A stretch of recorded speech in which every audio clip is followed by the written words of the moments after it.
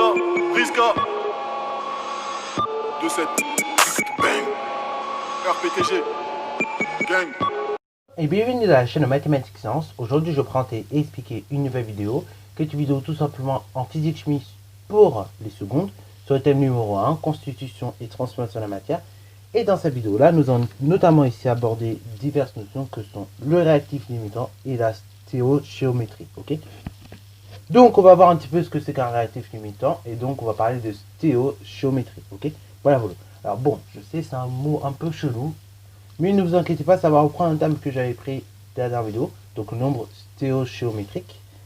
On va essayer un petit peu comprendre les choses. Ok. Voilà. Alors donc, il faut savoir que la quantité de matière au niveau des réactifs, tout simplement, en fait, elle va diminuer. Ok. C'est-à-dire que quand vous allez avoir une réaction chimique, au niveau des réactifs, logiquement, la quantité de matière de ces réactifs va diminuer. Et ainsi donc, il faut savoir que lorsque justement cette quantité de matière s'annule pour un seul des réactifs, il faut ça. Donc en général, vous ne mettez pas qu'un seul réactif dans une réaction chimique, vous en mettez plusieurs pour que ça réagisse ensemble. Et donc si vous avez un seul réactif qui va tout simplement s'annuler, ok, sa quantité de matière s'annule, et bien dans ce cas-là, la réaction va s'arrêter automatiquement puisqu'il manque, il va manquer tout simplement une matière, ok, il va manquer un réactif. Et dans ce cas-là, le réactif qui va s'arrêter, donc au premier, et qui va faire que la réaction chimique va totalement s'arrêter, on appelle ça le réactif limitant.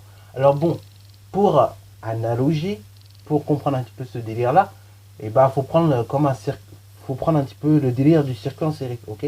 Un circuit en série, je vous rappelle, donc vous avez vu ça normalement au collège, un circuit en série, lorsque vous avez tous les dipôles qui sont tout simplement en bon état de fonctionnement, et tout simplement, voilà, le circuit marche, tout roule, c'est nickel.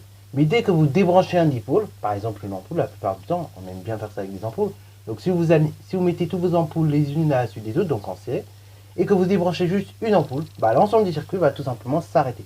Et là, c'est un peu même délire pour tout simplement les réactifs limitants, c'est-à-dire qu'en gros, si vous avez plusieurs réactifs qui logiquement réagissent ensemble et que justement vous avez seulement un seul des réactifs dont la quantité de matière s'annule, alors que tout le reste des réactifs a une quantité de matière qui est encore bien supérieure à 0, et dans ce cas-là, la réaction s'arrête entièrement.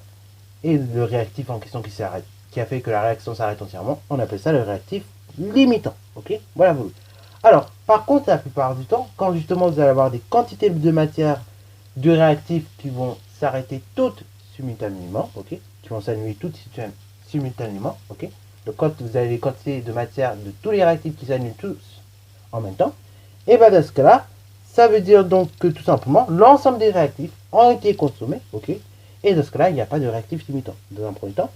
Dans un second temps, les réactifs, comme je disais, qui auront été introduits dans le système chimique, ils auraient été introduits selon les proportions qui vous sont données justement par le nombre stéréochimique, ok, géométrique, pardon, ok. En fait, le nombre stéréochiométrique va tout simplement vous indiquer en quelle proportion, en quelle quantité de matière finalement on va avoir besoin de tel ou tel élément pour que la réaction puisse se faire de façon totale, pour qu'en fait, si vous voulez, tous les réactifs s'arrêtent en même temps, parce que si vous n'équilibrez pas vos équations de réaction, ce qui se passe, c'est que tout simplement les réactions elles vont s'annuler, ok, elles vont s'arrêter, mais tous les réactifs ne sont pas consommés, ok, voilà.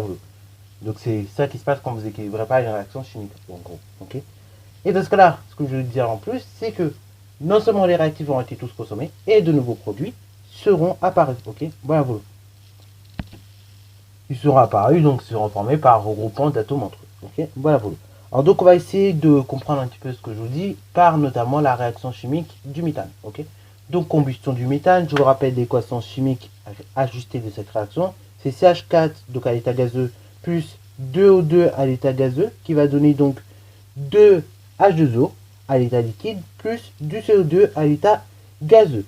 Alors donc à l'échelle macroscopique, si on devait tout simplement décrire cette équation là, on dirait tout simplement que ici, pour la combustion du méthane, ok, il va falloir une mole de méthane qui va réagir avec 2 moles de dioxygène afin d'obtenir donc 2 moles d'eau et 1 mole de dioxyde de carbone, ok, voilà. Alors donc plusieurs cas, on va commencer par le premier cas qui peut se passer. Le premier cas, on a le système initial qui est constitué donc de 2 moles de méthane et de 2 moles de dioxygène, ok, voilà. Donc, ici, vous avez une réaction qui va se passer entre ces deux réactifs, donc avec les 2 moles de méthane et les 2 moles de dioxygène. Et si vous regardez un petit peu la courbe que nous obtenons lorsqu'on essaie de voir un petit peu l'évolution de cette réaction, et bah, ce qui va se passer, c'est que la réaction va commencer à cesser, ok, elle va commencer à cesser à partir du moment où tout simplement les 2 moles en l'occurrence donc de dioxygène, seront totalement consommés, ok. Et à ce moment-là, donc il ne restera plus que 1 mole de méthane, et ainsi ce qui sera formé, et ben on aura formation de ce cas-là de 2 moles d'eau et d'une seule mole de dioxyde de carbone, ok. Et donc là, ce que l'on peut constater, c'est que logiquement, dans ce cas-là, le réactif qui est dit limitant, ça va être le dioxygène, ok. Voilà, voilà. Mais il peut se passer autre chose d'un point de vue tout simplement macroscopique qui va faire que la réaction va s'arrêter et qu'on aura quand même un réactif limitant, mais qui ne sera pas du oxygène. Dans un deuxième cas, on peut dire on met par exemple dans une réaction 0,5 mol de méthane et 2 moles de dioxygène, ok. Bah là, qu'est-ce qui va se passer? La réaction va commencer à cesser lorsqu'il n'y aura plus de méthane, logiquement. Et donc, dans ce cas-là, à ce moment-là, il ne restera plus qu'une seule mole de dioxygène, étant donné qu'il y en a une qui aura été consommée. Et dans ce cas-là, ce qui va se passer, c'est qu'on aura formation seulement d'une seule mole d'eau et d'une demi-mole de dioxyde de carbone. Et ainsi donc, ici, la réaction, elle s'est arrêtée parce qu'il n'y avait plus de méthane. Et ainsi donc, le réactif dit limitant, c'est tout simplement le méthane, ok. Voilà, vous. Sur ce, c'est la fin de cette vidéo. J'espère qu'elle t'a plu. Si c'est le cas, n'hésite pas à la liker, commenter et voir un instatoire en mathématiques et en sciences.